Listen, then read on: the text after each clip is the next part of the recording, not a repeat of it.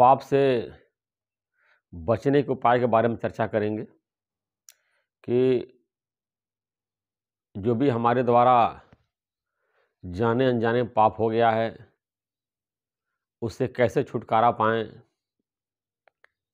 और भविष्य में हमसे कोई भी नया पाप न होने पावे जिसके कारण जो है हमारा पतन हो। तो इसके लिए शास्त्रों में बहुत सारे विधान बताए गए हैं जिसके द्वारा हमारे पापों का नाश हो जाता है।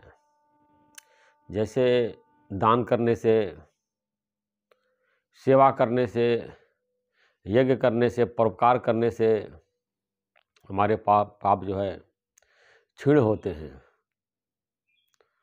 भगवत गीता में आया है कि यज्ञ में जो है सबको खाना खिलाने के बाद, यज्ञ के बाद जो बचा अन्न होता है उसका सेवन करने वाला सारा जो व्यक्ति होता है उस अन्न का सेवन करने वाला सारे पापों से मुक्त हो जाता है। जैसे आप कोई यज्ञ रखते हैं, भंडारा रखते हैं और सबको खाना खिलाने के बाद जो कुछ बच जाता है उसको आप लास्ट में खाते हैं तो उसको बहुत अच्छा माना जाता है। और भगवत गीता में भगवान ने बताया कि सारे पापों से छूट जाता है। और जो है सेवा करते हैं, किसी की भलाई करते हैं, दान करते हैं, गाय को रोटी खिलाने से, चिड़ियों को दाना खिलाने से, किसी की मदद करने से, सेवा करने से, तीर्थ जाने से, शास्त्रों का अध्ययन करने से व्यक्ति का मन शुद्ध होता है और पापों से छूटता है। लेकिन अगर सब भी नहीं कर पा रहे हैं कि आपको यज्ञ करना कठिन लग रहा है, दान करना कठिन लग रहा है, सेवा करना कठिन लग रहा है, परोपकार करना कठिन लग रहा है, शास्त्रों का अध्ययन करना कठिन लग रहा है, तो भगवान ने भगवत गीता के 18वें अध्याय में बताया है, 18वें अध्याय का 66 नंबर श्लोक है कि सारे धर्मों को छोड़ करके तुम मेरे शरण में आ जाओ, मैं तुझे सारे पापों से मुक्त कर दूंगा। भगवान जो है गारंटी दे रहे हैं। भगवत गीता जो है सर्वमान्य ग्रंथ है। जो भी इसमें बताई बातें हैं उसको सभी लोग मानते हैं। ऐसा बताया जाता है जितने भी वेद शास्त्र हैं, धर्म ग्रंथ हैं, वो किसी ऋषि की वाणी है।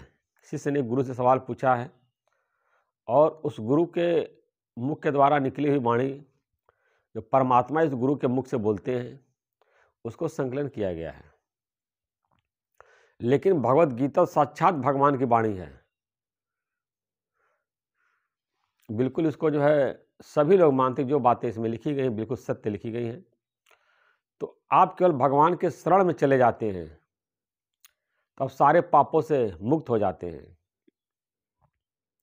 भगवान के शरण में जाने का मतलब कि भगवान के नाम का श्रवण करना, जैसे राम नाम है, हरि नाम है, नारायण है, इस तरह के बहुत सारे भगवान का नाम है। जय श्री कृष्ण, जय श्री राम, ऐसा ओम का जाप, ये सब भगवान का नाम है।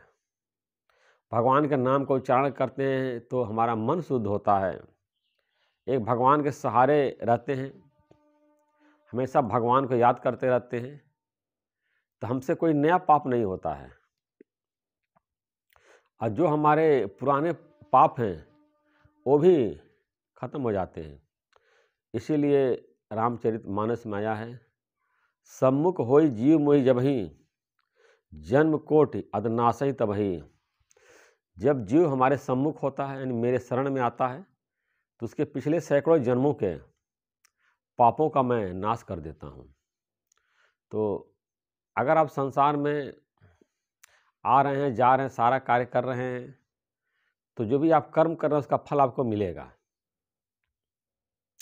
लेकिन भगवान के शरण में आ जा रहे हैं, भगवान की भक्ति कर रहे हैं, भगवान के नाम ले रहे हैं तो भगवान आपके पापों का समूल नाश कर सकते हैं, खत्म कर सकते हैं। जैसे लौकिक में देखा जाता है कि राष्ट्रपति हैं, राज्यपाल हैं, राष्ट्रपति महोदय को, राज्यपाल महोदय को व्यक्ति के पाप कर्मों को माफ़ करने का अधिकार है। राष्ट्रपति महोदय तो पूरा जो है मृत्युदंड तक माफ़ कर देते हैं, निर्दोष कर देते हैं, ऐसी उनको क्षमता मिली हुई है। ऐसे शास्त्रों में भगवान को आपके सारे कर्मों को माफ़ करने का पूरा अधिकार है।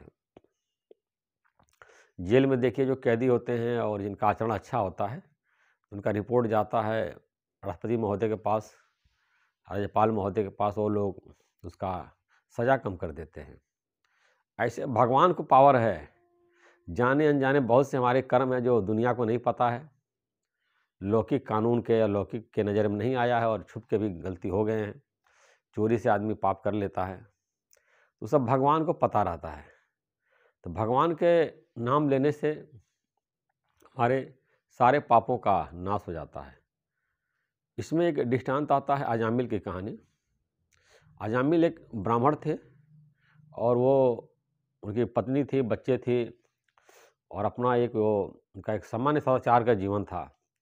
जंगल लकड़ी काटने जाते थे तो रास्ते में एक बेस्या की झोपड़ी थी, तो वहाँ लोग आते जाते थे तो भी बैठने लगे, देखने लगे। धीरे धीरे उनका मन जो उस बेस्या में आसक्त हो गया।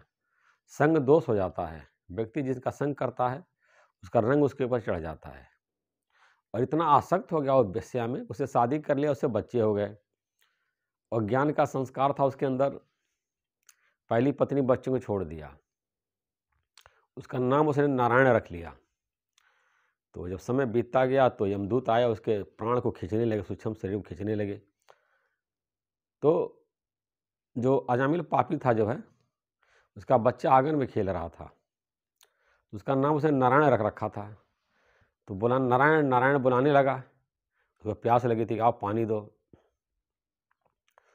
तब तक भगवान के पार्षद पहुंच गए। भगवान के पार्षदों ने यमराज को, जो दूत थे, उनको अजामिल का प्राण हरने से रोक दिया। कहा कि तुम लोग इसका प्राण नहीं हर सकते हो, इसने नारायण का नाम लिया, परम धाम जाएगा। यमदूतों ने कहा इसने तो पापी है, ये रास्ते में लोगों को लूटता था, चोरी करता था और बेश्या का संग किया, पत्नी अपने बच्चों को छोड़ दिया, ये तो बिल्कुल पापी है, नरक जाने लायक है। कह नहीं, इसने नारायण का नाम लिया इसलिए हम लोग तुमको इसको नहीं ले जाने देंगे। तो यमदूत जो है वापस यमराज के पास गए, क्या भगवान के 2 पार्षद आए थे, उन्होंने अजामिल का प्राण हरने से रोक दिया है। तो यमराज ने बोला कि हमारे ऊपर भी कोई है, भगवान है, जो उनका नाम लेता उनके शरण में है, उनकी पहुँच हमारी नहीं है।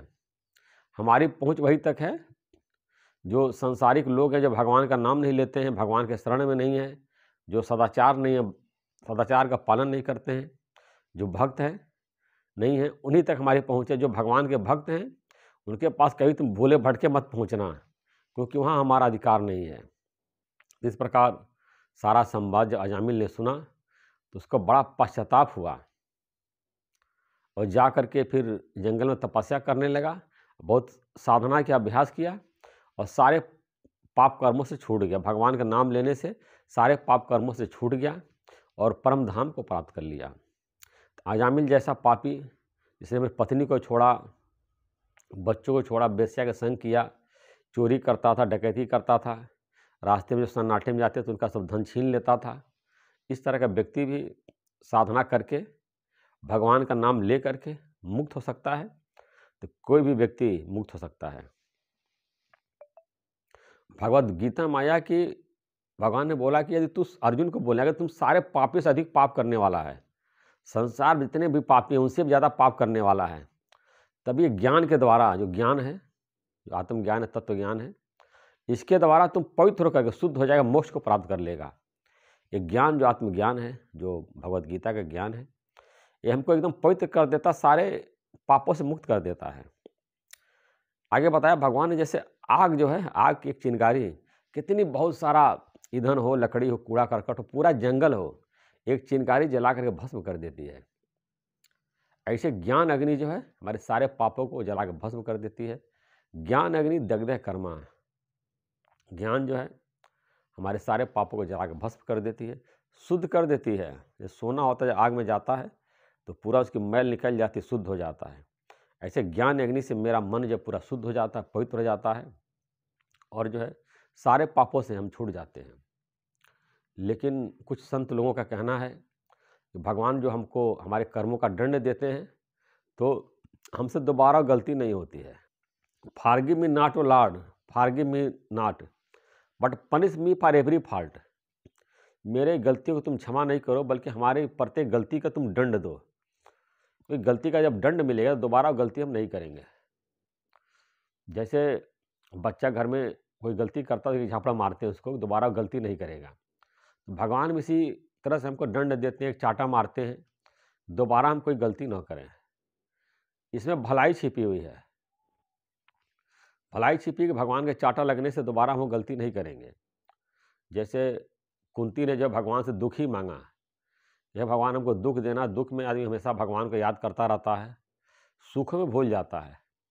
अगर किसी गलती के भगवान हमको दंड भी दे रहे हैं, हमको चाटा भी लगा रहे हैं, इसमें अपना भलाई समझें कि भगवान जो है हमको आगे गलत कर्म होने से बचाते हैं, गलत की तरफ जाने से बचाते हैं।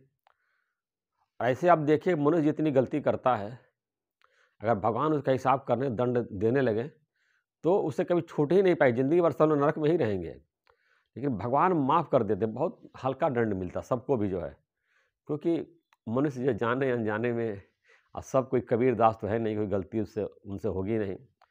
जैसे कबीर दास ने बोला है, चदरिया झीनी रे झीनी, राम नाम की ओढ़ी चदरिया, दास कबीर ने ऐसी ओढ़ी ज्यों की त्यों धर दीनी चदरिया। यानी अपने शरीर को चादर बता रहे, जैसे भगवान ने हमको दिया वो चादर वैसे लौटा दिया है, हमने इसको मैला नहीं किया।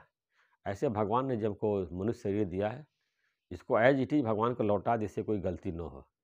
अब बाय द हो भी जा रहा है, भगवान का नाम लेने से, भगवान के नाम का चिंतन करने से, गीता आदि शास्त्रों का पढ़ने से, सुनने सुनाने से भी हमको उसको शुद्धि मिल जाती है, उन पापों से हम मुक्त हो जाते हैं।